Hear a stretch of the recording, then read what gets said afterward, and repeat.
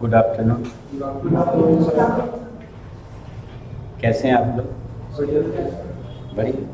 देखो, आज हम लोग जिस पेपर के लिए यहाँ पर आए हैं, ये एक सेकेंड ग्रुप में पेपर है जिसका नाम है EIS और SM।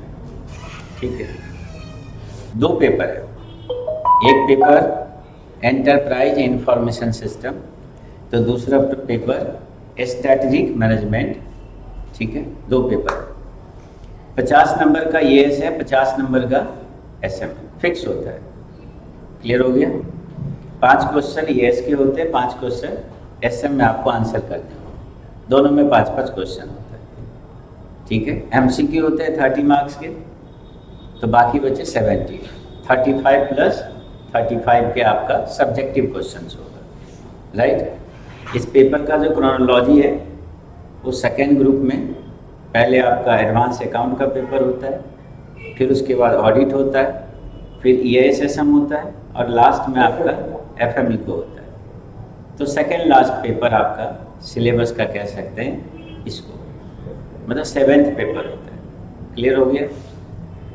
इस पेपर में EIS का जो पेपर है ये प्योरली IT बेस्ड पेपर है। IT बोले तो इंफॉर्मेशन टेक्नोलॉजी। इस वर्ड से तो सारे लोग फैमिलियर हो, IT से। अब एक सवाल आता है कि चार्टर्ड अकाउंटेंट को IT पढ़ा के क्या मिलेगा?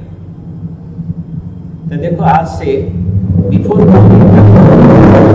कोरोना से पहले तक तो हमें लोगों को समझाना पड़ता था, पर अब हमारा टाइम ज़्यादा वेस्ट होगा नहीं ये समझाने में कि IT क्यों पढ़ाया जाए आप लोगों को।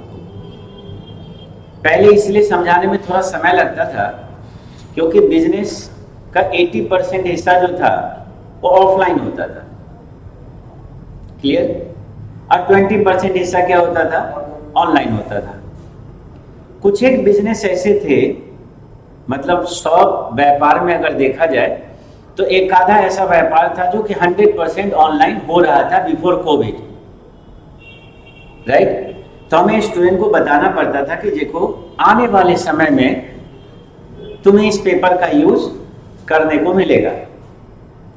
लेकिन अब तो बताना क्या, कोरोना ने तो सब कुछ को धो डाला। अगर एक व्यापार सक्सेस किया, एक मॉडल सक्सेस किया, तो सिंगल मॉडल क्या था?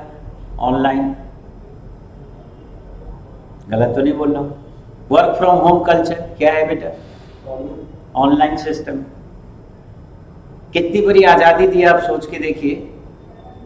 नहीं तो इंडिया जैसे कंट्री कहाँ चला जाता इकोनॉमिक लेवल पे, आपको अंदाजा नहीं आप लगा सकते हो। बट इंडिया का रेवेन्यू कोविड के दौरान क्या हुआ है? इंक्रीज हुआ है।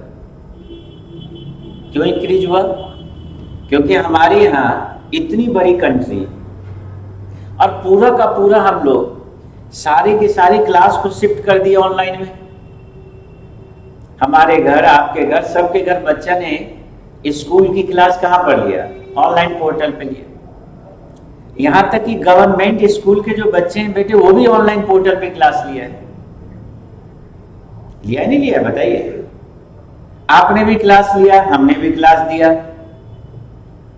तो ये इलेक्ट्रॉनिक सिस्टम जो है वो इतना ज्यादा ग्रोथ मिला इस 2 साल के दौरान कि अब तो आप ये लगा लो कि बगैर IT सिस्टम को समझे हुए आप आगे नहीं बढ़ सकते।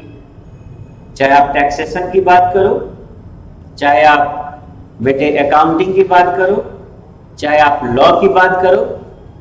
अब मैं आपको थोड़ा सा लीगल सिस्टम में आता हूं। आज के डेट में सबसे ज्यादा जो फ्रॉड होता है लोगों को, वो कौन सी फ्रॉड होती है? Cyber fraud, online fraud. अब वो जमाना गया कि चोर आपके घर में आएगा और फिर कैश चुरा के लेके जाएगा। चोर बैंक में आएगा और फिर बैंक में डाका डाल के जाएगा। खत्म है वो कहानी। अब क्या होता है, पाकिस्तान में बैठता है हैकर, आपके बैंक के सर्वर को हैक कर लेता है और बैंक के सर्वर में झाड़ू पोछा दोनों लगा देता है। झाड़ू पोछा समझते हैं? वो आम आदमी पार्टी वाला झाड़ू नहीं, वो जो टेक्निकल झाड़ू, हाँ जी, सब साफ कर देता है, वाइप आउट जिसको कहते हैं, पूरी की पूरी मनी को वाइप आउट कर देता है। अभी हमारी सोसाइटी में, मैं इस दिल्ली में रहता हूँ, 4-5 ऐसे सीनियर सिटीजन है, पिछले 15 दिन के दौरान बता रहा हूँ, जिनके खाते से, किसी के खाते से 1,20,000 रुपये निकाल लिए, किसी के खाते से मतलब उनके पूरे का पूरा खाता साफ कर दिया। खूब चल रहे हैं, अब धड़ल्ले से चल रहा है।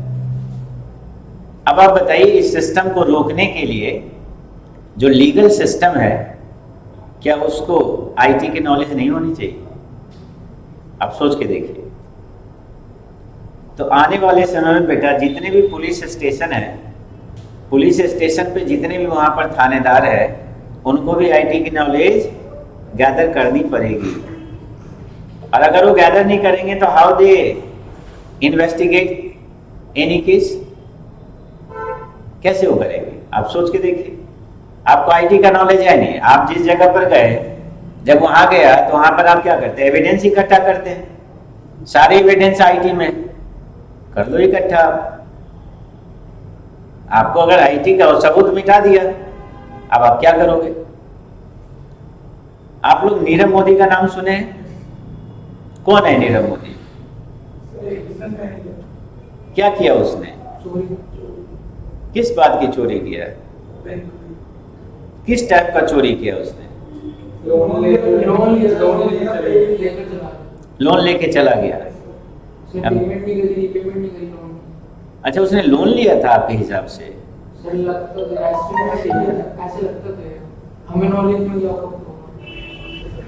उसने क्या किया?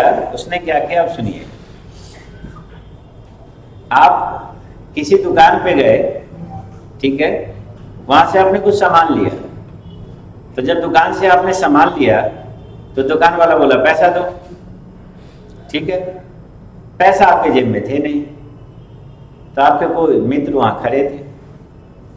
आपने कहा मित्र को, यार मेरा, वो उसी एरिया के थे, आपने कहा यार मेरा गारंटर बन जाओ और मैं कुछ दिन में इनको पैसा दे दूंगा, मेरा गारंटी ले लो। क्या ले लो? मेरा गारंटी ले लो। तो आपके मित्र ने दुकानदार को कह दिया, ओ भाई जाने दे इसको, ये 10 दिन में पैसा लौटा देगा, और अगर ये नहीं लौटाएगा तो मैं दूंगा, इसको जाने दे। बोला ठीक है, उसको तो जानकार था, उसके मोहल्ले का था, बोला जाओ, आपको छोड़ दिया। अब 10 दिन बाद उसको पैसा नहीं लौटाया। अब बताइए दुकानदार किससे पैसा लेगा? मित्र से। जो आपके मित्र से ले लेगा पैसा। उसके घर पहुंच गया, बोला पैसा लाओ, तुमने गारंटी लिया था। तो बैंक में एक प्रोसेस होता है बेटे, जिसे कहते हैं LOC, letter of credit and letter of guarantee. 2 बातें होती है। क्या बोला? लेटर ऑफ और लेटर ऑफ गारंटी, 2 चीजें होती है। बहुत लोगों को यही नहीं पता है कि लेटर ऑफ क्रेडिट में, लेटर ऑफ गारंटी में फर्क क्या है, नहीं पता है। और मैं आपके सिलेबस में दिखाऊंगा कि आपके सिलेबस में कैसे लेटर ऑफ क्रेडिट और लेटर ऑफ गारंटी को कितना बढ़िया से क्लियर किया है, कितने अच्छे से क्लियर किया है। और मैं आपको गारंटी लेता हूं बेटा, आप सीए से पूछ लो, बैंक को ऑडिट करते हैं, मतलब थ्योरेटिकली चीज इतना लोगों का वीक हो रहा है। क्यों? हर आदमी, जैसे आपका भी इंटेंशन क्या होगा पता है? प्रैक्टिकल चीज। आप समझ रहे हैं मेरी बात? और प्रैक्टिकल का मतलब आप लोगों के सेंस में क्या होता है मैं जानता हूं।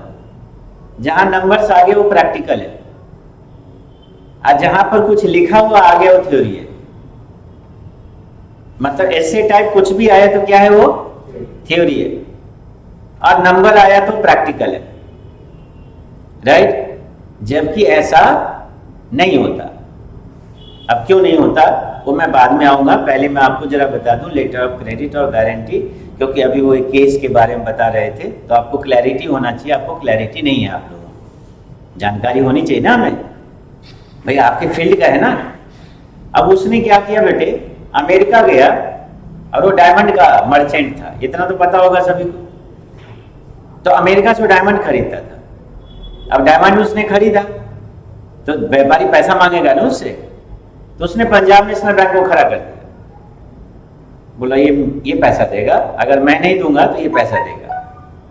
ठीक है, तो जब भी कोई गारंटी बैंक लेता है ना, तो बैंक उसके बिहाफ पे उस पार्टी से कोलेट्रल लेता है। कोलेट्रल समझते होंगे, कुछ चीज गिरवी रख लेता है कि भाई जमीन जायदाद के पेपर दे दो, कुछ बिल्डिंग के कागजात दे दो, कुछ तो दोगे, मैं गारंटी कैसे दूं? ठीक बात है। तो बैंक ने उसने अपना कुछ कोलेट्रल वगैरह लिया होगा, कोलेट्रल लिया, उस कोलेट्रल के आधार पे उसको 500 करोड़ का क्या हुआ, लेटर ऑफ क्रेडिट या लेटर ऑफ गारंटी उसको इश्यू हो गया। Am I clear?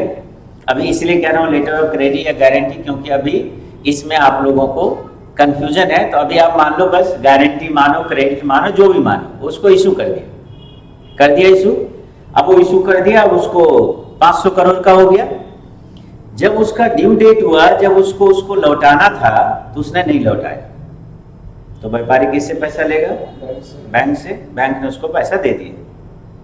तब बैंक किससे पैसा लेगा? जो पैसा इसने दिया, इससे पैसा लेगा ना, कि भाई पैसा दो। ये कितना बड़ा चालबाज था, जरा ध्यान दो। इसने क्या किया, बैंक से 1000 करोड़ का फिर से लेटर ऑफ क्रेडिट इशू करा लिया। कितने? 1000 करोड़। उस 1000 करोड़ में से 500 करोड़ इसने वापस बैंक को लौटा दिया। समझ रहे हैं? साथ दिमाग। तो कितने अभी भी इसके पास बच गए बोलो? 500 करोड़। अच्छा, इसकी बैंक के नजर में 60 बढ़ गया ना साहब, कि ठीक है थोड़ा लेट ही सही, पैसा तो दे दिया, लेकिन वो पैसा दिया कहां से था? उसी का पैसा। तेरा तुझको अर्पण क्या लागे मेरा, तेरा तुझको अर्पण क्या लागे मेरा, अरे तेरा ही तो है, लो लौटा दिया। अगली बार इसने क्या किया, 3000 करोड़ का एलओसी इशू करा लिया, पिछला वाला 1000 करोड़ वापस कर दिया। अब 2000 करोड़ का डिफरेंस आ गया। तो आप इसको ये नहीं कहेंगे उसने लोन लिया, आप ये नहीं कह सकते। कह सकते हैं? आप बताइए। अरे वो तो क्या कर रहा है सर, बैंक को धोखाधड़ी कर रहा है वो। So basically he was a fraudster. उसने बैंक के साथ क्या किया? धोखा किया। एक होता है आप लोन लो और लोन ना चुका, वो था वो क्या नाम है, Vijay Mallya. Vijay Mallya was not fraudster, उसने बैंक के साथ धोखा नहीं किया, वो डिफॉल्टर था। अगर कोई बैंक के साथ लोन लेके बैंक नहीं चुकाता, पैसा नहीं चुकाता, तो उसको किस कैटेगरी में डाला जाता है? डिफॉल्टर। लेकिन मुझे हैरानी होती है, मैं चार्टर्ड अकाउंटेंट से भी पूछता हूँ नीरव मोदी का केस, तो कहता है बैंक का पैसा ले लिया, लोन ले लिया, लोन चुकता नहीं किया। और मैं जो बात बोल रहा हूँ आप गूगल पे सर्च करके देखना। He was not a defaulter, he was what? A fraudster। उसने बैंक के साथ फ्रॉड किया, धोखा किया। अब ये काम बेटे उसने 2012 से लेके 2017 तक 5 साल कंटिन्यूसली करते रहा, और करते करते इस गैप को उसने पहुंचा दिया 14,000 करोड़। कहां पहुंचा दिया? 14,000 करोड़, 14,000 करोड़। और जब 14,000 करोड़ हो गया, तो उसके बाद उसने हाथ खड़े कर दिए। वो हाथ खड़ा कर दिया, बोला मेरे पास पैसे नहीं है। अब बैंक क्या करे? और उसके बाद यहां से भाग गया। कोलैटरल तो वही वाला था, 500 करोड़ वाला, लो रिकवरी कर लो। राइट? अब आप कहेंगे कि ये चीज हुआ कैसे? अब जब ये केस बेटे आया तो खलबली मच गई, तो ढूंढा गया किसको? चार्टर्ड अकाउंटेंट को। बोला कौन चार्टर्ड अकाउंटेंट था जो उस कंपनी को क्या किया था? ऑडिट किया, मतलब उस बैंक को ऑडिट किया था। और बैंक को ऑडिट किया था, तो क्या ये चार्टर्ड अकाउंटेंट को नहीं दिखाई ये चीज? अब सुनिए, चार्टर्ड अकाउंटेंट जब उनको बुलाया गया, तो उनका कितना बढ़िया सा जवाब था। आप भी हंसेंगे उनके जवाब पे। उनका जवाब था कि साहब मेरे सामने इस टाइप की घटना इनके बुक्स में रिकॉर्ड नहीं थी। मतलब ये जो इतना खेल खेल रहा है, ये खेल भी खेल रहा है, और साथ साथ ये बोलो एविडेंस को भी खत्म कर रहा है। ट्रांजैक्शन को रिकॉर्ड में, बुक्स में रिकॉर्ड ही नहीं होने दे रहा है। ऐसे कैसे कर सकता है? कर सकता है, सॉफ्टवेयर में ऐसा हो सकता है, सॉफ्टवेयर में ऐसा हो सकता है और हो नहीं सकता, हुआ है, यही तो हुआ है। तो ईआरपी चलता है उसने, हाँ जी, तो ईआरपी होता है, ईआरपी में हर जगह एक ही चीज दिखाता है। अब ईआरपी में एक चीज दिखाता है, उसने क्या किया, जो ट्रांजैक्शन था उसको बाईपास किया, जहां पर बुक्स में रिकॉर्ड होनी थी उस जगह से उसने ट्रांजैक्शन को बाईपास कर दिया। तो नतीजा क्या हुआ, उसने कंट्रोल का मिसयूज किया, इसमें बैंकर्स फंसा हुआ था। मुझे लगता है कि चार्टर्ड अकाउंटेंट का सच्चाई में, मैं चार्टर्ड अकाउंटेंट के साथ जाऊंगा, उसका कोई रोल नहीं था, कोई उस बेचारे का रोल नहीं था, वो इनोसेंट था। अब आपको पता है, जज ने उस चार्टर्ड अकाउंटेंट को बोला, जाओ तुम्हारे मतलब तुम अपनी जगह पर बिल्कुल सही हो। उसने कहा जितना मेरे बुक्स में रिकॉर्ड है, मैंने एक एक चीज का क्या किया है, पूरी निष्ठा के साथ ऑडिट किया है, बाकी जो मेरे बुक्स में नहीं है, मेरे को उससे कोई मतलब नहीं है। अब सवाल उठा कि ये बुक्स में कोई रिकॉर्ड एंट्री हो या किसी को मिटाया जाए, किसी को बाईपास किया जाए, इस बात की कौन ऑडिट करता है?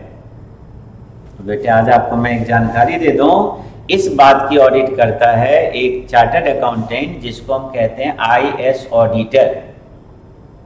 बोलो क्या कहते हैं? IAS auditor. मतलब पहले जहां जहां इलेक्ट्रॉनिक सिस्टम होगा कंपनी में, तो बिफोर फाइनेंस ऑडिट, क्या बोल रहा हूं मैं, before finance audit there is one audit named as what, IAS audit. IAS audit वो चेक करता है, आईएएस ऑडिटर ये, कि इनके सॉफ्टवेयर में कोई फॉल्ट तो नहीं है, इनके हार्डवेयर में कोई फॉल्ट तो नहीं है, इनके नेटवर्क में कोई फॉल्ट तो नहीं है, इनके डेटाबेस सिस्टम में कोई फॉल्ट तो नहीं है। मैंने 4 चीज का नाम लिया, बोलो क्या क्या नाम लिया? इनके हार्डवेयर सॉफ्टवेयर में तो कोई फॉल्ट नहीं है, हार्डवेयर में तो कोई फॉल्ट नहीं है, डेटाबेस में तो कोई फॉल्ट नहीं है, नेटवर्क में तो कोई फॉल्ट नहीं है। ये चारों सिस्टम मिलके बनता है बेटा IAS, that is called information system. So what is called information system? बोलो तो क्या बोलोगे आप लोग? Information system is the combination of software, hardware, database and network. अब ये चारों मिलके करता क्या है? बोलिए क्या काम होगा इस चारों का? ये डेटा को लेगा, उसे प्रोसेस करेगा और इंफॉर्मेशन बना के बाहर निकाल देगा। जैसे फैक्ट्री में क्या होता बच्चे बताओ, रॉ मटेरियल आते हैं, WIP फिनिश्ड गुड्स में कन्वर्ट होकर बाहर निकल जाते हैं। एवरीबॉडी गेटिंग और नॉट? ऐसे ही आईएएस के अंदर क्या होगा, प्लीज टेल मी, बोलो। डेटा आएगा, उसका प्रोसेसिंग होगा, इंफॉर्मेशन बन के बाहर निकल जाएगा। Am I clear? अब यहाँ पर एक बहुत बड़ा सवाल कि डेटा में और इंफॉर्मेशन में फर्क क्या है? क्या दोनों एक नहीं है? बिल्कुल भी नहीं है। डेटा रॉ फैक्ट्स है, डेटा रॉ फैक्ट्स है, और इंफॉर्मेशन ऑर्गेनाइज्ड डेटा है जो हमारे लिए यूजफुल होता है, जो हमारे लिए यूजफुल होता है। जैसे फॉर एग्जांपल आप जो लेजर में जर्नल एंट्री करते हैं, वो क्या है? वो रॉ फैक्ट्स है, वो डेटा है। लेकिन जब आप बैलेंस शीट तक उसे पहुंचा देते हैं तो क्या बन जाता है? इंफॉर्मेशन। आप क्या कहते हैं? फाइनेंशियल इंफॉर्मेशन है। लेकिन आपने कभी नहीं सुना होगा किसी के मुंह से कि जो जर्नल एंट्री उसको कोई कहता होगा ये इंफॉर्मेशन है। उसको ऑलवेज क्या बोला जाता है? ये डेटा है, क्योंकि रॉ फैक्ट्स है, अब ये अनप्रोसेस्ड है। Am I clear? उसको हम लेजर में ले जाते हैं, ट्रायल बैलेंस में ले जाते हैं, फिर बैलेंस शीट में आता है। बैलेंस शीट में आने के बाद हम कहते हैं नाउ दिस इज इंफॉर्मेशन, अब ये इंफॉर्मेशन हुआ। Am I clear? अगर कोई इन्वेस्टर हमसे कहता है अपनी कंपनी के बारे में बताओ, हमने उसको जर्नल एंट्री पकड़ा दिया, बोला ये लो, क्या उसको जानकारी मिलेगा हमारी कंपनी के बारे में? जल्दी बताइए। Answer is no. कहेगा भाई क्या दे रहे हो मुझे, अरे इससे तो कुछ जानकारी नहीं मिला हमें। अरे हमें जानकारी दो, तुम्हारी एसेट्स क्या है, तुम्हारी लायबिलिटीज क्या है, भाई बताओ तो सही, तुम्हारा प्रॉफिट क्या है, तुम्हारा लॉस क्या है, बताओगे नहीं बताओगे? ये तो तुम हमने क्या पकड़ा दिया भाई, मुझे तो समझ में नहीं आ रहा क्या पकड़ा दिया तुमने। तो देखिए आपने उसको डेटा दे दिया, राइट। तो बच्चे अब एक काम करो, एक बार अब तुम लोग फिर से डेफिनेशन बनाओ इंफॉर्मेशन सिस्टम का, दो बातें को ऐड करते हुए जरा जल्दी बनाओ। क्या बोलोगे? Information system is combination of hardware, software, database, network which collects data, process data and generate meaningful information for us। कैसा लगा? अब ये हमारा आईएस, राइट। तो आइए समझ में आ गया सभी को, राइट। अब मैं आपसे पूछ रहा हूं बेटे, www.amazon.in व्हाट इज इट? ये आईएस है। क्या है ये? आईएस। क्यों बोला आईएस? चलिए अब एक एक करके कलेक्ट करते हैं। क्या ये सॉफ्टवेयर है या नहीं है? क्या ये हार्डवेयर होगा या नहीं होगा? बताओ भाई। अमेज़न का जहां पर ये सिस्टम स्टोर होगा वो कहां स्टोर होगा? हार्डवेयर में। नहीं समझे? अच्छा, आप ही जिस जगह पर उसको ऑन करते हो वो जगह क्या है? हार्डवेयर ही तो है भाई। आप मोबाइल पे चलाओ, लैपटॉप पे चलाओ तो हार्डवेयर ही तो है। आप बगैर हार्डवेयर का सॉफ्टवेयर को कैसे यूज करोगे? आगे बात समझ में? चलो अब नेक्स्ट बता रहा हूं। आप नेट को ऑफ कर दो, नेटवर्क ऑफ करके amazon.in को चलाओ, क्या होगा? कुछ भी नहीं। इसका मतलब इसका एक मेजर कंपोनेंट क्या है बताओ? नेटवर्क भी है। और जब आप उसको ऑन करते हैं तो आपको दुनिया भर के उसमें प्रोडक्ट दिखता है। तो प्रोडक्ट कहीं ना कहीं तो स्टोर होगा, जहां स्टोर होगा वो डेटाबेस है। क्या बोला? जहां स्टोर होगा वो डेटाबेस है। तो आगे चारों चीज मिल गया हमें। क्या क्या चीज मिला बताइए? सॉफ्टवेयर मिला, हार्डवेयर मिला, डेटाबेस मिला और नेटवर्क मिला। ये चार चीज से मिलके क्या बनेगा बच्चे लोग बताओ? इंफॉर्मेशन सिस्टम बनेगा। अब आइए, इंफॉर्मेशन सिस्टम अगर किसी कंपनी के लिए इस्तेमाल हो, किसी एंटरप्राइज के लिए इस्तेमाल हो तो उसे हम क्या कहेंगे बताइए? Enterprise information system. अब कई लोग कहता है कि क्या ये एंटरप्राइज के अलावा भी किसी के लिए यूज होता है? बिल्कुल यूज होता है। एंटरटेनमेंट के लिए यूज नहीं हो सकता क्या? बोलिए बच्चे लोग, यूज हो सकता है नहीं हो सकता है? आप ऑनलाइन मूवी नहीं देखते हैं क्या? आप ऑनलाइन गेम नहीं खेलते हैं क्या? तो एंटरप्राइज के अलावा भी ये बहुत जगह पर यूज होता है। Am I clear? So EIS का कंसर्न हम लोगों का ये जो सिलेबस है ये बेसिकली किससे रिलेटेड है? जल्दी बताइए। कि अगर कोई हार्डवेयर, सॉफ्टवेयर, डेटाबेस, नेटवर्क किसके लिए इस्तेमाल हो रहा हो? किसी बिजनेस एंटरप्राइज के लिए इस्तेमाल हो रहा हो। किस पर्पस के लिए इस्तेमाल हो रहा हो? डेटा को कलेक्ट करने के लिए, डेटा को प्रोसेस करने के लिए और उसे इंफॉर्मेशन जनरेट करने के लिए। Am I clear? तो उसे हम क्या कहेंगे बताइए? उसे हम कहेंगे EIS कहेंगे, एंटरप्राइज इंफॉर्मेशन सिस्टम कहेंगे। किसी को कोई डाउट है तो पूछ सकते हैं, ठीक है। अब आप लोगों से मैं पूछना चाह रहा हूं, अगर मैं 4 कंपोनेंट दे दिया और पर्सन को हटा दिया, किसको? पर्सन को हटा दिया, मतलब पर्सन कहीं नहीं है, क्या ये सिस्टम अपने आप यूज हो जाएगा? कैसे होगा बताइए? पर्सन को कहीं मत दीजिए, एक एंड से लेके दूसरा एंड तक पर्सन कहीं नहीं होना चाहिए। यूज करके दिखाइए, वो सिस्टम किस बात के लिए होगा, क्या काम करेगा, किसके लिए काम करेगा? आप सोच के देखिए। आर्टिफिशियल इंटेलिजेंस भी होगा तो किसी न किसी के लिए तो काम करेगा सर, पहली बात। दूसरी बात, आर्टिफिशियल इंटेलिजेंस को भी तो मॉनिटर करने के लिए वहां पर आईटी वाले लोग होंगे ही ना। मगर आईटी वाले का कैसे काम चलेगा? बोलिए, काम चल सकता है? कभी नहीं चलेगा। बोलो सर, ऑटोमेटिक सिस्टम के लिए होता है। ऑटोमेटिक सिस्टम, एग्जांपल लीजिए आप ऑटोमेटिक सिस्टम का। सर जैसे ड्राइविंग मोड पे जो कोई कार ड्राइव कर रहा है तो उसमें ऑटोमेटिक कार्स आ रही है। ऑटोमेटिक कार्स आ रही है, ठीक है, बिल्कुल आ रहे हैं। जो ऑटोमेटिक ड्राइव होती है। ऑटोमेटिक ड्राइव होती है, बिल्कुल। तो अगर हम ह्यूमन एफर्ट्स को तो रिड्यूस करना चाहते हैं, हाँ, हाँ। ऑटोमेटिक आ रहा है। बिल्कुल आया है। तो फिर अच्छा, अब आप मुझे बताइए, अगर वो कार खराब होगा तो ठीक कौन करेगा? मैकेनिक करेगा। मैकेनिक कौन होगा? ह्यूमन। ह्यूमन आ गया ना। उससे भी ज्यादा आप आइए, उस कार को इन्वेंट किसने किया? उस कार को डिजाइन किसने किया? सर एक बहुत मतलब मिसकंसेप्शन चल रहा है आईटी के बारे में। पता है क्या चल रहा है?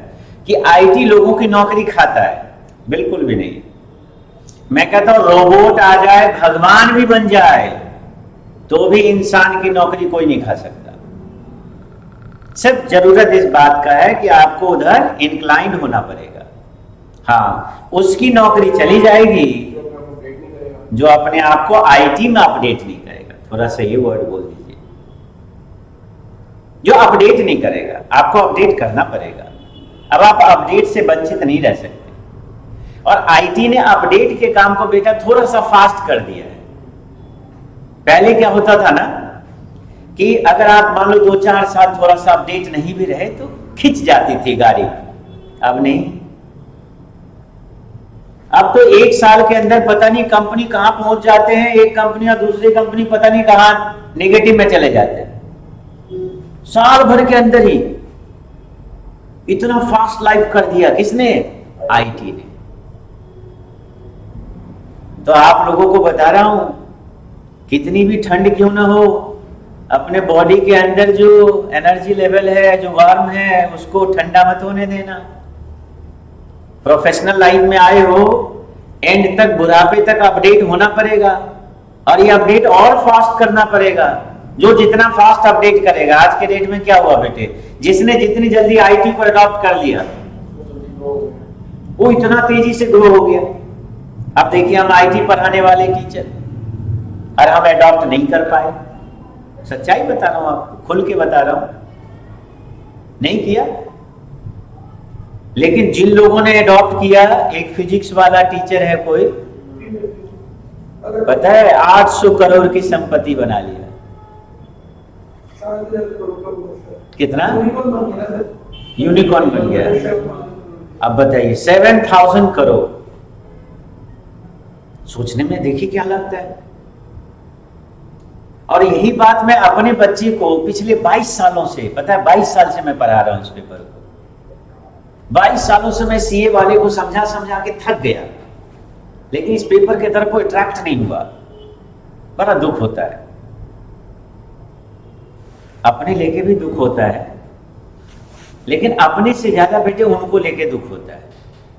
इसीलिए क्योंकि हमारा तो बेटे इतना समय से पढ़ा के एज भी हो गया। दूसरा क्या है कि जब इंसान एक अपने जीवन में एक सेटिस्फेक्शन लेवल पे आ जाता है तो उसके बाद बहुत कुछ करने का इरादा भी नहीं होता।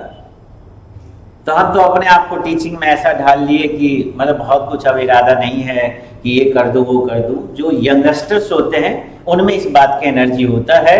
तो आप लोगों से मैं एक ही बात कहूंगा कि ईआईएस आप मतलब क्या कहें उसको, भाग्यशाली हो कि आपको ईआईएस का पेपर पढ़ने को मिल रहा है। वो अभाग्यशाली होंगे जिनको अब आने वाले सिलेबस में ये पेपर पढ़ने को नहीं मिलेगा। लेकिन अब आइए, अब इन्होंने कहा फाइनल में उस पेपर को डाल दिया ऑप्शनल में, इलेक्टिव में। बच्चा नहीं पढ़ेगा, क्योंकि आप लोगों का अगर ब्लड निकाला जाए ना तो उसमें डेबिट और क्रेडिट बहुत ज्यादा रहता है। खून का कतरा लिया जाए ना थोड़ा सा निकाल के और उसको लैब में टेस्ट किया जाए तो इधर डेबिट इधर क्रेडिट ही सब चलते रहता है कि नहीं। एसएससी तो फलाना ठिकाना, ये सब चीज थोड़ा ज्यादा चलता है उसमें, समझ गए। कहाँ बच्चा कहेगा यार, कहाँ, मतलब बड़ी मुश्किल से। आप ये सोचो ना था, अगर इतने ही ईमानदार होते इस पेपर को हटाते क्यों? पता है क्यों हटाया इस पेपर को? जो लोग वहाँ बोर्ड में बैठे हुए हैं, आप सर से भी बात करोगे तो सर भी कहेंगे इस पेपर को हटना नहीं चाहिए, किसी भी सीए से बात करो। लेकिन हट गया, क्यों हट गया? वहाँ जो लोग बैठे हुए हैं वो इस पेपर में 3, 4, 5 दफे फेल हो गए होंगे, परेशान किया होगा ये पेपर। कई लोग तो हमारे क्लास में कहते थे, बेटा आज से करीब 8-10 साल पहले की बात बता रहा हूँ, कि सर अगर बोर्ड में गया ना तो इस पेपर को, आपके पेपर को हटा दूंगा। ऐसे ही कुछ नेगेटिव माइंड वाले लोग गए होंगे और 2, 3 साल, 4 साल की इंतजारी है, फिर सिलेबस अपडेट होगा, फिर से ये पेपर वापस कम बैक होगा। जब सीए साहब को ये लगेगा कि नहीं, हमारा जो चार्टर्ड अकाउंटेंट बन के जा रहा है, अरे दुनिया जा रहा है आईटी की तरफ और तुम आईटी वाली चीज को पीछे छोड़ रहे हो, फाइनल लेवल पे ला रहे हो कि नहीं बच्चा को पढ़ने का मन करेगा तो पढ़ेगा, नहीं पढ़ने का मन करेगा तो नहीं पढ़ेगा। तो भला कौन पढ़ेगा इसे भाई? कौन ऐसा बच्चा होगा? हाँ, कुछ एक स्टूडेंट ऐसा जरूर होगा बेटे जिनका ये होगा, पर वो भी जैसे अब आज से पहले थोड़ा सा माइंड आप लोगों का चेंज हुआ होगा इस सब्जेक्ट के प्रति। इतने देर में ये सब्जेक्ट क्या है? मैंने आपको बताया आईएएस ऑडिट के बारे में। कौन से ऑडिट के बारे में? आपको पता है इंडिया में आईएएस ऑडिटर नहीं मिलते। जितनी भी इंडियन सीए फर्म है, एक फर्म के पास भी आईएएस ऑडिट का काम नहीं होता, नहीं होता। Because a plain chartered accountant can not do IAS audit. नहीं कर सकते आप आईएएस ऑडिट। तो आईएएस ऑडिट के लिए क्या रिक्वायरमेंट है, आप ध्यान से सुनिएगा। आफ्टर क्लियरिंग सीए आपको आईसीएआई कोर्स करना पड़ेगा, डीसा। आप देखें कई सीए के पास लगा होता है ना, वो डीसा लगा होता है। तो सीए क्लियर होने के बाद एक सीए ही कर सकता है DISA. Getting my point? DISA का मतलब DISA, diploma in information system audit. ISA, DISA, ISA। तो ISA तो आपको बताया हमने, इंफॉर्मेशन सिस्टम ऑडिट, उसमें डिप्लोमा लगा दो, राइट। अब बेटे सुनो, डिप्लोमा जब करने जाते हैं तो 9 मॉड्यूल्स हैं डिप्लोमा में, जो खाली मॉड्यूल CIS के हैं। उसमें accounts nothing, tax nothing, cost nothing, FM nothing, law nothing, कुछ नहीं। अगर लॉ है भी तो पूरा का पूरा साइबर लॉज है। क्या है? साइबर लॉज है पूरा का पूरा, नॉर्मल प्लेन लॉ नहीं है वहां पर। तो सारा चीज आईटी से रिलेटेड है। अब आप बताइए, अगर किसी आदमी ने बेस बनाया ही नहीं और सीधा जाके वो 9 मॉड्यूल पढ़ेगा, उसे समझ में आएगा? राइट। और समझ में नहीं आएगा और अब फिर आप ऑडिट करेंगे और अगर आप फंसेंगे, जैसे मैंने क्या कहा, फाइनेंशियल ऑडिटर को तो छोड़ दिया, लेकिन information system auditor they are in jail till now. उस पीएनबी वाली केस का आज तक जेल में आजीवन कारावास है। जाओ जेल की हवा खाते रहो। क्यों? उन्हें समझ, उसकी ड्यूटी थी ना। तब सुनिए, आपको अगर बेटे ऑडिट प्रॉपर आईटी सिस्टम का नॉलेज नहीं होगा, आप ही बताओ आप ऑडिट कर सकते हो? ये अच्छा ऑडिट कर सकते हो क्या? नहीं कर सकते आप। और मुझे लगता है चार्टर्ड अकाउंटेंट का सबसे मेन काम जो होता है बेटे, ऑडिट ही होता है। अगर देखा जाए मेन काम आप सीए का क्या होता है? ऑडिट ही होता है। अब आप कहोगे क्यों? आप बात करोगे फाइनेंस का, एमबीए से आपको कड़ी टक्कर मिलता है। अगर गलत बोल रहा हूं तो बोलो। अगर एक कंपनी को फाइनेंस सेक्टर में चार्टर्ड अकाउंटेंट को लेना हो और आईआईएम का उसको स्टूडेंट मिल जाए, आप ही बताओ आपकी कंपनी आप किसको रखोगे? ईमानदारी से बताना। आप तुरंत कहोगे यार आईआईएम वाले को उठाओ ना, इसको क्यों लोगे आप? अब आप सोच के देखिए, फाइनेंस में तो आपका बहुत स्ट्रॉन्ग कॉम्पिटिटर है, लेकिन आदमी खूब उसमें दिमाग लगाता है। लगाओ, अच्छी बात है, पर सोचो तो कॉम्पिटिटर कौन है तुम्हारे? फाइनेंस वाला कड़ी टक्कर देता है तुम्हें उसमें, जो एमबीए होता है फाइनेंस में। अब आज ये दूसरा कहते हैं लॉ, सॉरी टैक्स को लेके बड़ा आप लोगों में जुनून होता है टैक्स को लेके। अच्छा एक बात बताइए, अरुण जेटली भारत के फाइनेंस मिनिस्टर थे, सुना था आप लोगों ने? चार्टर्ड अकाउंटेंट थे क्या? एडवोकेट थे। एक एडवोकेट जितना लॉ जानता है, चाहे वो टैक्स लॉ क्यों नहीं हो, आप नहीं जानते हैं। और आज भी आप चले जाइए अच्छे अच्छे सिटी में, जितना क्लाइंट टैक्स फाइलिंग का एक एलएलबी वाले के पास होता है, उतना सीए के पास नहीं होता। सर मैं खुली चैलेंज के साथ कहता हूं, अब मैं सैकड़ों केस लाके आपके सामने रखूंगा। पेरेंट आते हैं हम लोग के पास, बड़े बड़े लॉयर, सर मैं तो चाहता हूं मेरा सारा लीगेसी हमारे बच्चे को मिले, इसलिए मैं तो बोल रहा था लॉयर बन जा, लेकिन नालायक कहता है लॉयर नहीं बनूंगा, सीए बनूंगा।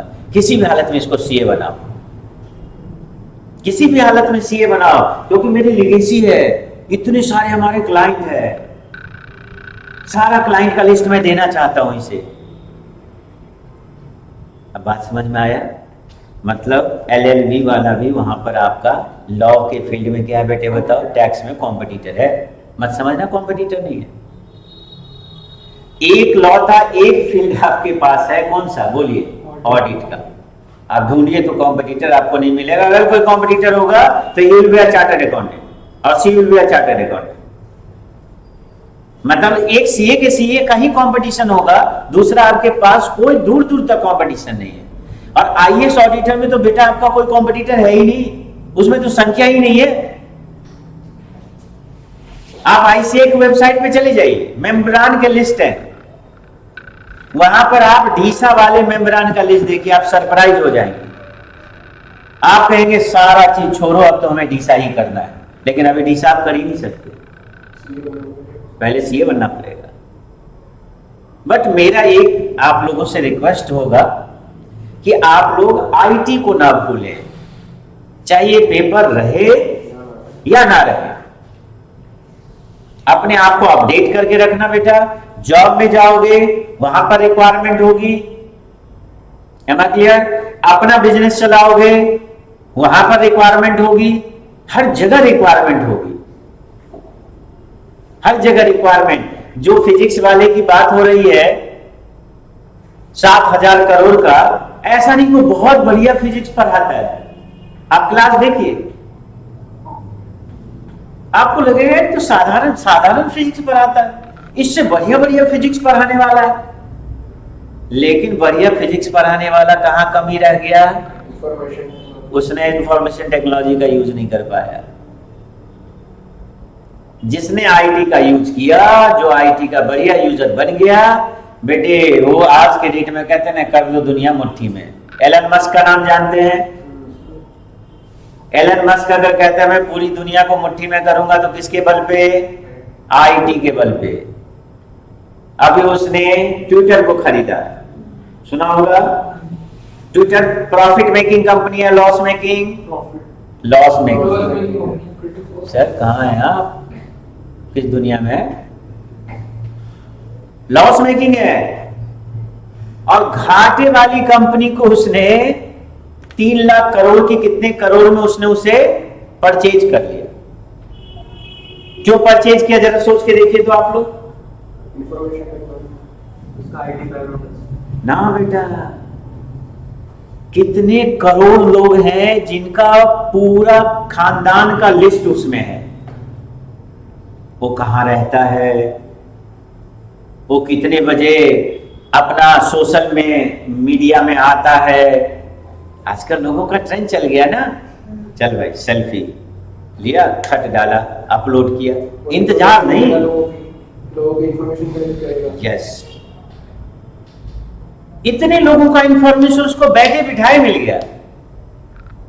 आज मुकेश अंबानी अगर नंबर 1 है इंडिया में, तो क्यों है बताइए जरा? रिलायंस जियो, रिलायंस जियो को माइनस करिए, Mukesh Ambani tends to 0। Reliance zero को हटाइए, आप जियो को हटा दीजिए, 0 हो जाएगा। सर उसके पास डेटा है आपका, और डेटा ही नहीं है। जब हम किसी का ऐप लेते हैं तो उसमें आता है कि मैं तुम्हारी इंफॉर्मेशन कलेक्ट करूंगा, मैं तुम्हारा मैसेज पढ़ूंगा। नहीं देखा आप लोगों ने? यस करते नहीं करते हो? एग्री करने का आता है। कुछ ऐप्स चलते भी नहीं है अगर आप एग्री नहीं करोगे तो चलेगा ही नहीं। अब आप सोचिए, आपको शायद आप कंफ्यूज होंगे कि आपको कौन सी कलर पसंद है, उसको पता है कि आपको कौन सी कलर पसंद है। आप मंडे को क्या पहनते हो और संडे को क्या पहनते हो, मंडे को क्या खाना खाते हो, संडे को क्या खाना खाते हो। क्योंकि हमारी इतनी गंदी आदत हो गई है कि खाना खाते हुए प्लेट तक का हम लोग फोटो ले लेते हैं और फोटो लेके सोशल मीडिया पे अपलोड कर देते हैं कि भाई तो मैं तो गया कनॉट प्लेस सीपी में जाके खाना खाया, फलाने जगह गया, इस होटल में रुका। और वो कंपनी क्या करते हैं, इन सारे डेटा को क्या कर देता है, बोलिए, प्रोसेस कर देता है। अब प्रोसेस करके क्या निकाल लेता है बताइए? इंफॉर्मेशन निकाल लेता है आपसे रिलेटेड। अच्छा, ये आदमी तो पिछले साल देखा जाए तो हर संडे ये आदमी कनॉट प्लेस में गया है, तो इन्फॉर्मेशन बेचता है। सब प्राइवेसी नहीं हो। हाँ, अब वो सब कहने के लिए है सर, प्राइवेसी वगैरह सब है सब है कहने के लिए वो सब। तो देखो ये जो है बेटा इंफॉर्मेशन एंटरप्राइज इंफॉर्मेशन सिस्टम, ये मैं इसलिए आप लोगों को इतना बता रहा हूं, ये सब्जेक्ट थ्योरेटिकल सब्जेक्ट नहीं है। तो इस बात से दिमाग से निकाल दो कि ये थ्योरेटिकल सब्जेक्ट है, ये बहुत ही प्रैक्टिकल सब्जेक्ट है। क्यों? अब आते हैं हम इसके चैप्टर्स पे, तब आपको पता पड़ेगा कि कितना प्रैक्टिकल है। Am I clear? अभी मैंने आपको जितने एग्जाम्पल्स दिए हैं, सारे एग्जाम्पल्स यहां पढ़ना है, सब पढ़ना है। जैसे फॉर एग्जाम्पल, अब आइए एक एक करके आते हैं।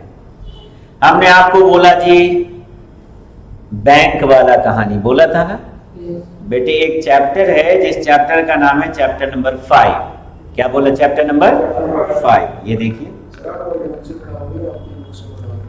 बताइए, सब बताइए, थोड़ा सा वेट कर लीजिए। ये देखिए,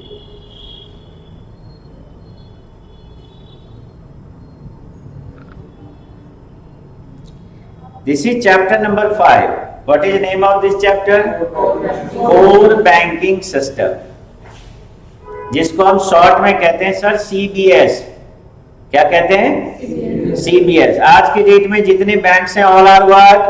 कोर बैंकिंग सिस्टम। सारे बैंक कोर बैंकिंग सिस्टम है, राइट? अब कोर बैंकिंग सिस्टम कैसे काम करता है, ध्यान से सुनिएगा। ATM कैसे काम करता है, RTGS कैसे काम करता है, NEFT कैसे काम करता है, IMPS कैसे काम करता है, UPI कैसे काम करता है, ठीक है, टेलीफोन ट्रांसफर कैसे काम करता है, AEPS आधार एनेबल्ड पेमेंट सिस्टम कैसे काम करता है। आपको पता होगा गांव घर में या शहर में भी हम लोग आधार कार्ड से भी पैसा निकाल लेते हैं। सो आधार एनेबल्ड पेमेंट सिस्टम कैसे काम करता है। इंडिया में कितने टाइप के पेमेंट सिस्टम है सर, सब पढ़ाया जाएगा, राइट? और उतना ही नहीं, अब आइए मजे की बात। जितने 5 चैप्टर है, हर चैप्टर के लास्ट में 2 बातें जरूर है हर चैप्टर में। और वो 2 बातें क्या है सुनिए। इससे रिलेटेड फ्रॉड क्या है और उस फ्रॉड को रोकने के लिए कंट्रोल क्या है, सब में क्या क्या बोला बताइए। इससे रिलेटेड जैसे कोर बैंकिंग सिस्टम से रिलेटेड फ्रॉड क्या क्या हो सकता है, रिस्क क्या क्या है इस सिस्टम में। अब उस रिस्क को दूर करने के लिए बोलिए क्या क्या हम कंट्रोल लगा सकते हैं। तो बेटा हर चैप्टर में, तभी बच्चा कह देता है पता है सर बहुत कंफ्यूज हो जाते हैं सर। हम कहते हैं बेटा क्यों कंफ्यूज हो रहे हैं? कहते सर कंफ्यूज इसलिए होते हैं ना कि हर चैप्टर में सर रिस्क एंड कंट्रोल है। अरे भैया अलग चैप्टर है, अलग चैप्टर के अंदर अलग रिस्क एंड कंट्रोल है, जिसमें कंफ्यूजन की क्या बात है भाई। तो हर चैप्टर में आपको बच्चे क्या देखने को मिलेगा बताओ, रिस्क एंड कंट्रोल हुआ आपको हर चैप्टर में देखने को मिलेगा। बोलिए एक चैप्टर क्लियर हुआ आप लोगों को। अब साथ के साथ मैं आपको जरा कंट्रीब्यूशन भी बताते चलूं। बेटा बड़ा सिंपल सा लॉजिक है। 5 चैप्टर्स आपके EIS में, कितने चैप्टर? 60 नंबर के पेपर होता है बेटा, मतलब क्वेश्चन आते हैं, आंसर तो 50 नंबर ही करने हैं, 50 नंबर के आंसर करने, 10 नंबर आपके ऑप्शंस में होते हैं, मतलब एक क्वेश्चन हमें छोड़ना होता है, स्किप करना होता है, जो कि 5-5 10 नंबर के वो क्वेश्चन होते हैं जो कि हमें स्किप करना होता है पूरा का पूरा। क्लियर हो गया? तो टोटल कितने नंबर हो गए बताओ? 60 मार्क्स के क्वेश्चन, तो 60 मार्क्स का आया 12 into 5। अब क्या होगा, किसी में 2 नंबर कम आ जाएंगे तो किसी में 2 नंबर ज्यादा आ जाएंगे, मतलब 10 लोअर लिमिट ले लो, अपर लिमिट 14 ले लो। ये कंट्रीब्यूशन आपके हर चैप्टर का होगा। समझ में आ गई बात? अब आइए, अभी तो हमने आपको एक एग्जांपल दिया, अब हम दूसरा एग्जांपल आपको दे रहे हैं। मैंने एग्जांपल लिया था बेटे Amazon.in का, दिया था एग्जांपल। देखिए Amazon.in के लिए यहाँ पर एक चैप्टर है, नाम क्या है इस चैप्टर का? इस चैप्टर का नाम है, मैं थोड़ा सा इसको, अब ठीक है ना? देखिए ये चैप्टर हमारा क्या है बेटा? ये चैप्टर हमारा है e commerce and emerging technology. This is chapter number 4, right? E commerce and emerging technologies, right? ये जो चैप्टर नंबर 4 हमारा है, इतना अच्छा चैप्टर है, इतना बढ़िया चैप्टर है कि आप जो परचेज करते हैं घर से, am I clear? उसमें कितने लेयर्स होते हैं, उतना ही नहीं, कितने टाइप के ई कॉमर्स का बिजनेस मॉडल आज के डेट में पूरे वर्ल्ड में चल रहा है। जैसे मॉडल बोले तो B2B, business to business, business to consumer, consumer to business, consumer to consumer, business to government, government to business. These are the models. अब इस किस मॉडल में क्या खासियत है, कैसे उस व्यापार को हम किस मॉडल में लेके जाए, किसके क्या फायदे हैं, बेटे सारा चीज यहां पर है, एवरीथिंग। मतलब ई कॉमर्स व्यापार अगर किसी को एस्टैब्लिश करना हो तो उसको कॉन्सेप्ट समझने के लिए इससे बढ़िया चैप्टर हो ही नहीं सकता। बस इसके बाद तो सिर्फ रह जाता है कि आप अपना एक मॉडल सोचिए, पैसा इन्वेस्ट करिए, व्यापार में एंटर कर जाइए, सारी टेक्निकलिटीज आपको यहाँ पर समझा दिए जाएंगे। ये है तुम्हारा चैप्टर नंबर, बोलो क्या? That is chapter number 4। ये चैप्टर नंबर 4 है। ऐसे ही बेटे हमारा क्या है? ऐसे ही हमारा है, that is chapter number what? 3। अब हम चैप्टर नंबर 3 पे आएंगे, लेकिन यहाँ पर आधा पार्ट यहाँ है एमर्जिंग टेक्नोलॉजीज। कौन सा टेक्नोलॉजी? अब भैया एमर्जिंग टेक्नोलॉजी क्या है बेटे? एमर्जिंग टेक्नोलॉजी है आज के डेट में, देखो 2 वर्ड होता है, एक होता है एमर्ज, एक होता है एमर्जिंग। क्या बोला हमने? बोलो एमर्ज, और दूसरा क्या बोला? एमर्जिंग। सो एमर्जिंग का मतलब क्या होता है? जो टेक्नोलॉजी डेवलप हो रहा हो।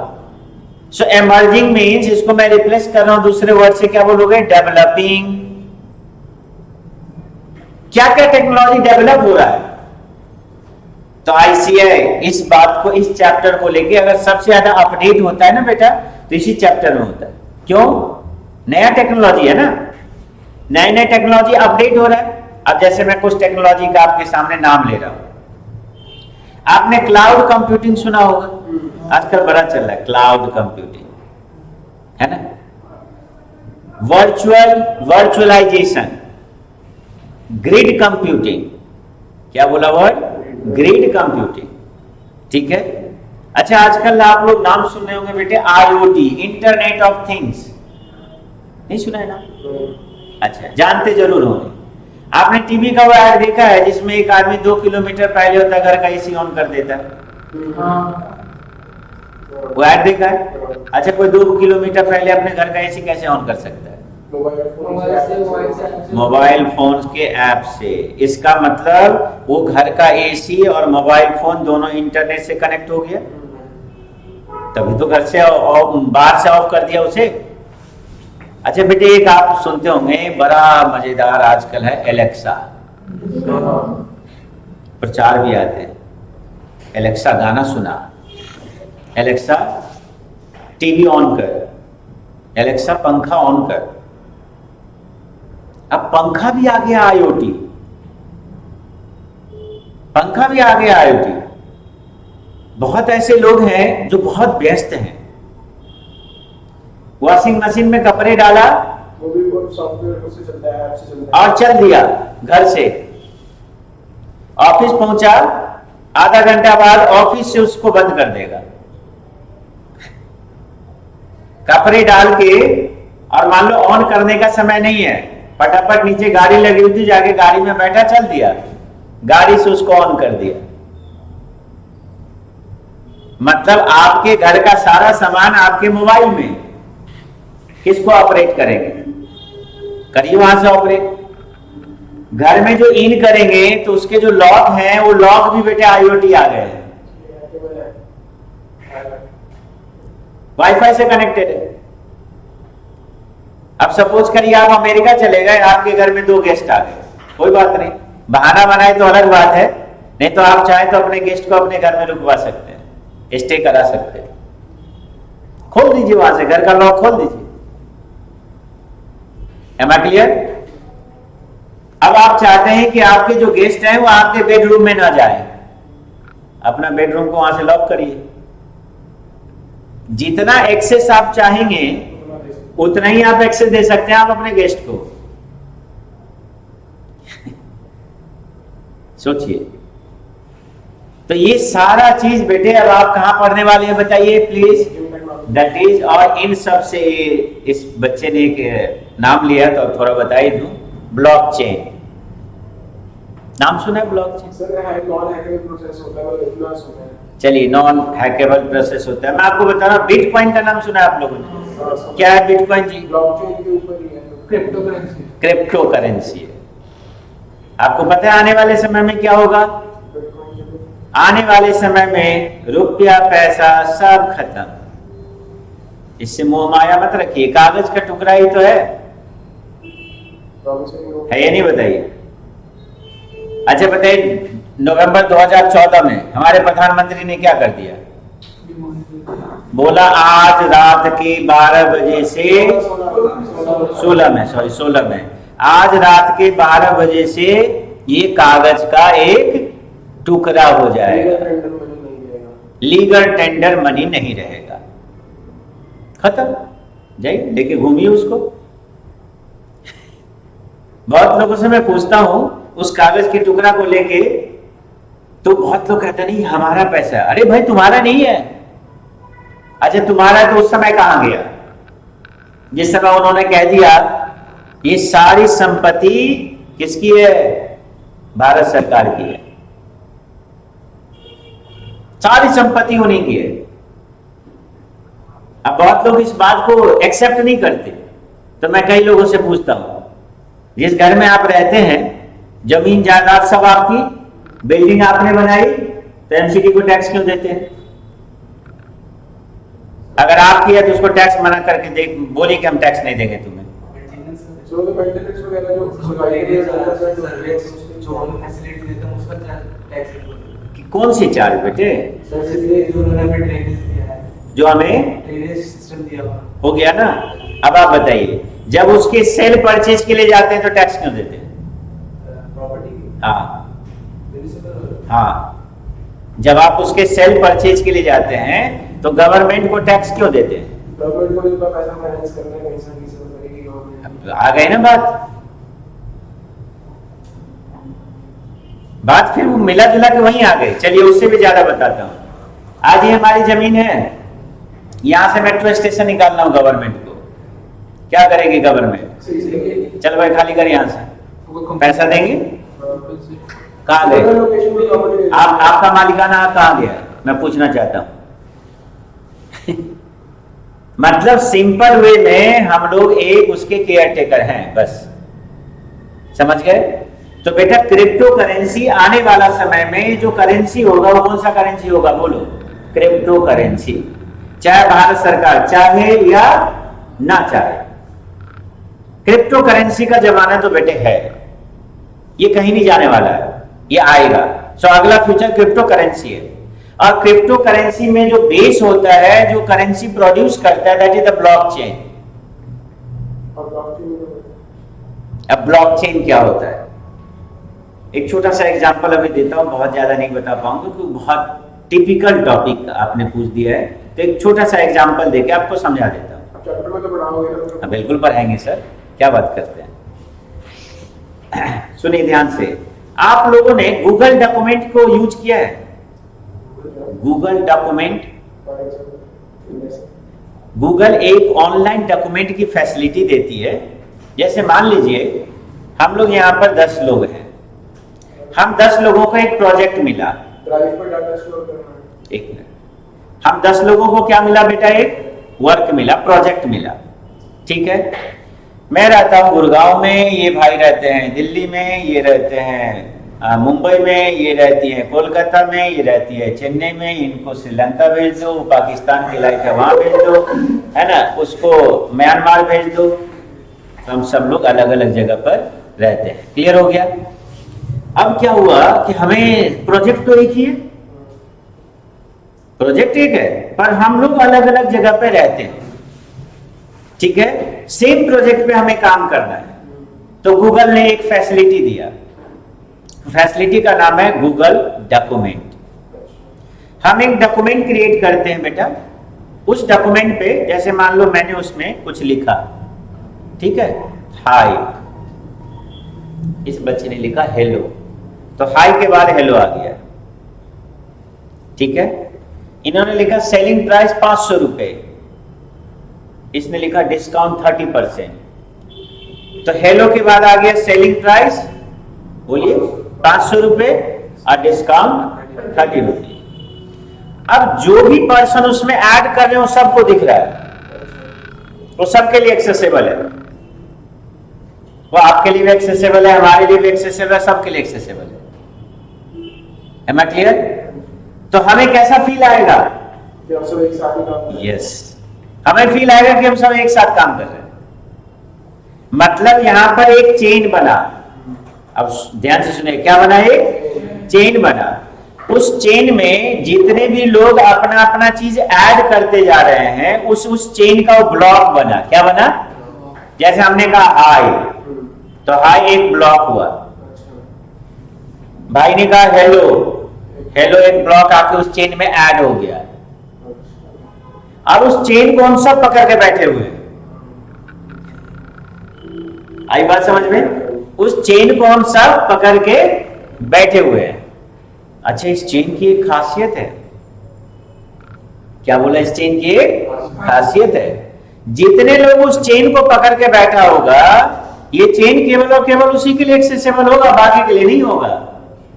तो अदर्स के लिए क्या हो गया? ब्लॉक हो गया। अदर्स के लिए चेन क्या हो गया? बोलो बेटा, ब्लॉक हो गया। तो नाम क्या पड़ा? बोलिए टेक्निक का, ब्लॉक चेन। उनके लिए चेन है। जैसे मान लीजिए बिटकॉइन करेंसी, एक मेरे पास है, एक भाई के पास है, एक इनके पास है, एक इनके पास है। अब करेंसी में कुछ आपको फिजिकल तो मिल नहीं रहा कोई चीज, बस वो एक चेन है। अब उसका वो हिस्सा है, मान लीजिए बिटकॉइन एक है, उसका 0.001% मेरे पास है, 0.00% इनके पास है। Am I clear? अब इन्होंने क्या किया? अब मान लो कोई तीसरा पार्टी है तो उस चेन में ऐड हो जाएगा। आगे बात समझ में? तो इस तरीके से ब्लॉकचेन टेक्निक काम करता है। बढ़िया से डिटेल में जब हम चैप्टर में आएंगे तो आपको हम कराएंगे। अभी टेम्पररी बेसिस के लिए तो मुझे लगता है थोड़ा कॉन्सेप्ट क्लियर हो गया होगा कि गूगल डॉक्यूमेंट इसका सबसे बेस्ट एग्जाम्पल है बेटा। और आपके आईसीआई के स्टडी मैट में भी गूगल डॉक्यूमेंट का ही एग्जाम्पल दिया हुआ है, स्टैंडर्ड एग्जाम्पल है। तो एमर्जिंग टेक्नोलॉजी अपने को समझ में आ गया। अच्छा, आप बताइए, अगर मैं आपको बताऊं कि सेल परचेज कैसे होता है ऑनलाइन मोड में, तो आप क्या लगता है आपको, ये थ्योरी होगा या प्रैक्टिकल होगा? जरा बता दीजिए। तो बेटे ऐसे टाइप में लिखे हुए पे मत जाना, आपको उसे प्रैक्टिकल पढ़ना है। क्या बोला? प्रैक्टिकल पढ़ना है। तो अब मैं थोड़ा बहुत आ रहा हूं, जैसे इस बच्चे ने पूछा है। पहली बात तो आप लोगों को मैं बता दूं, आपको स्टडी मैट से पढ़ना है। बोलिए कहाँ से पढ़ना है सभी को? स्टडी मटेरियल से पढ़ना है।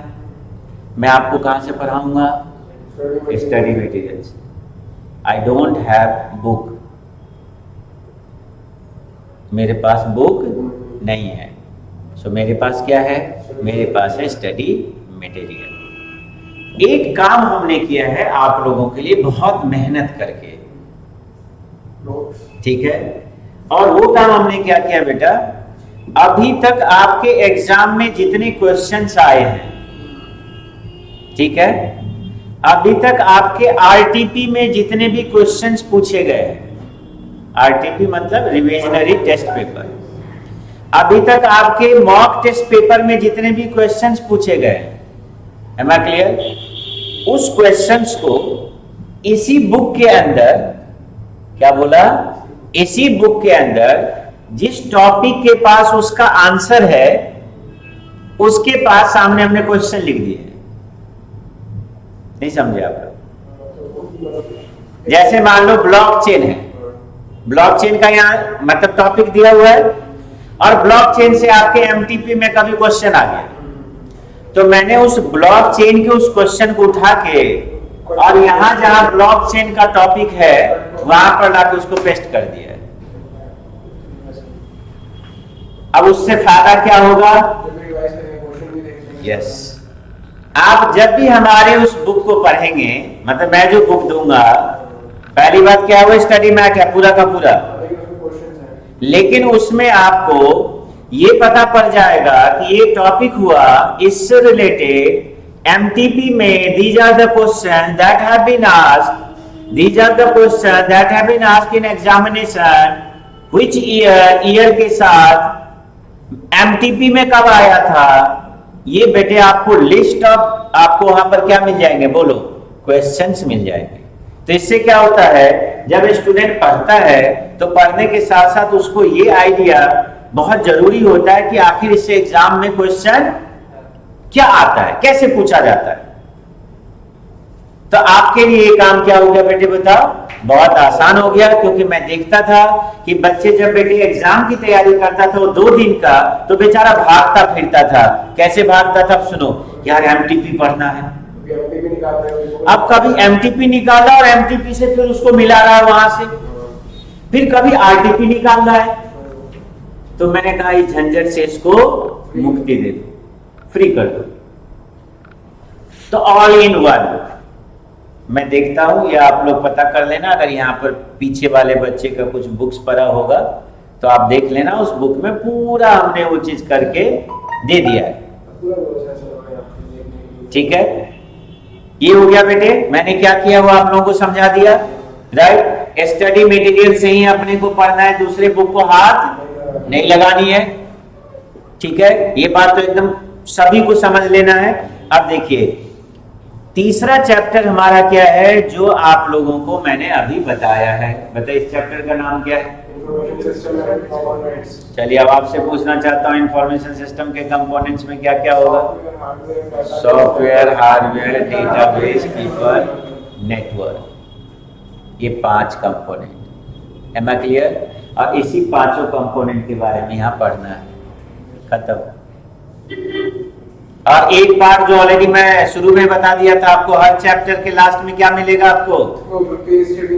फ्रॉड्स, और साथ में उसको रोकने के लिए कंट्रोल्स। वो बेटा हर जगह होगा।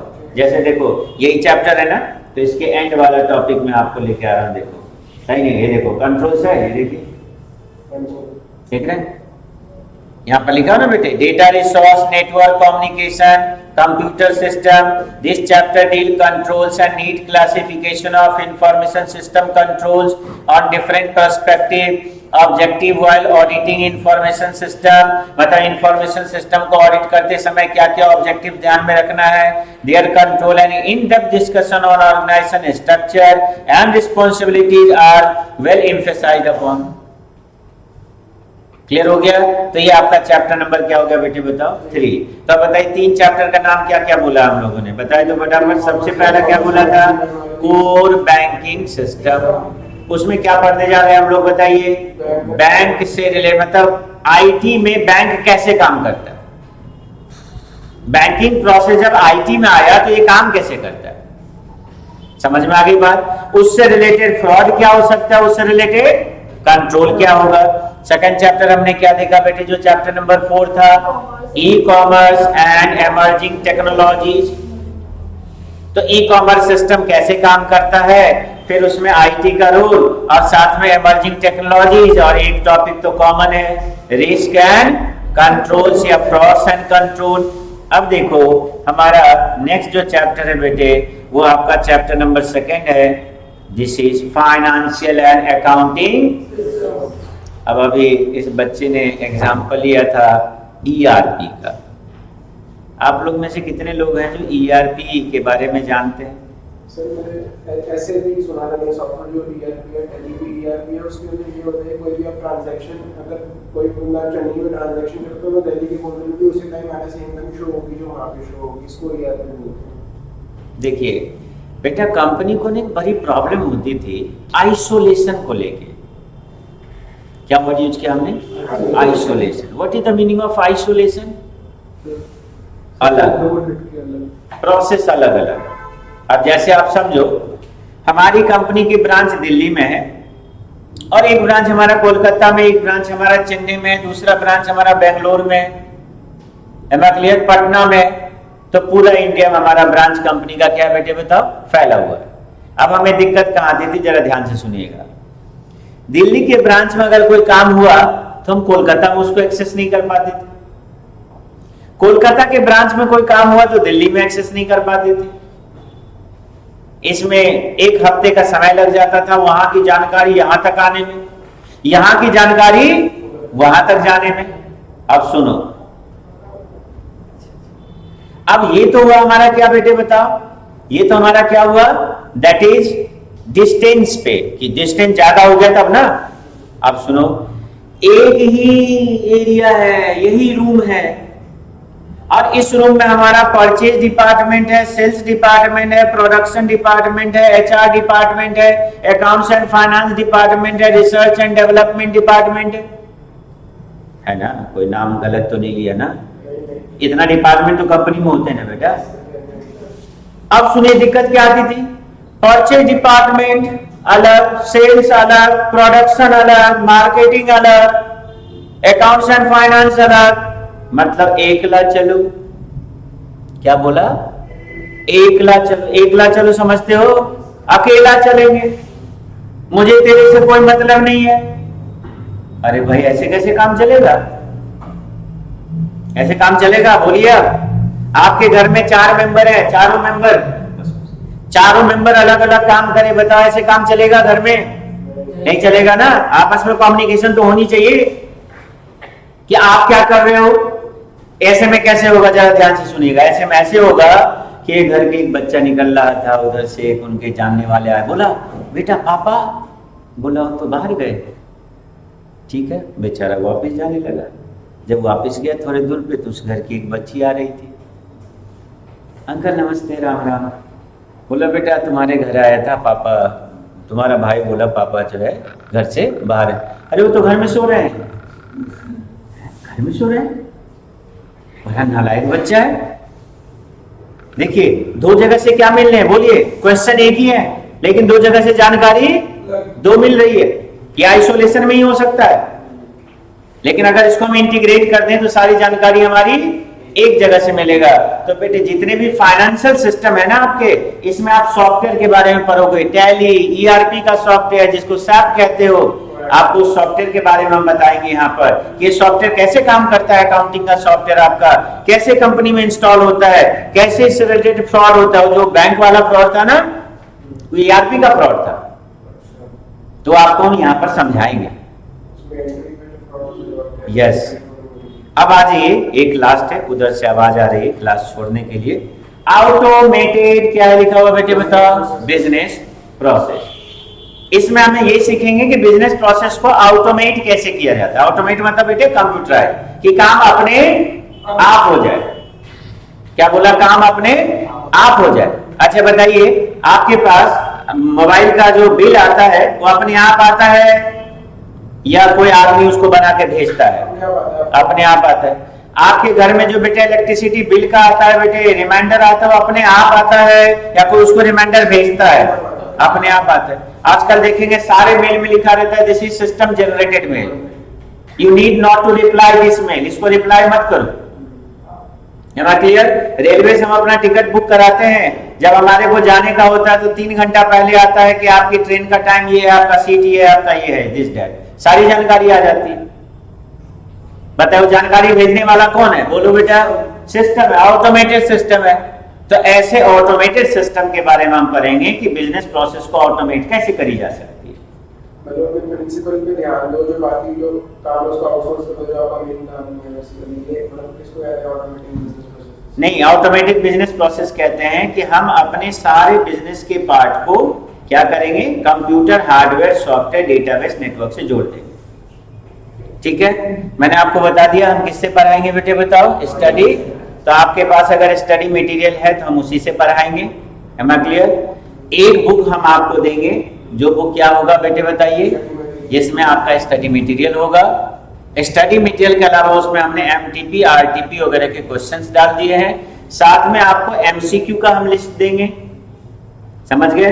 एमसीक्यू पे घबराना मत बेटे, अगर कॉन्सेप्ट आपको क्लियर होगा ना तो एक एक एमसीक्यू आपसे बनेगा।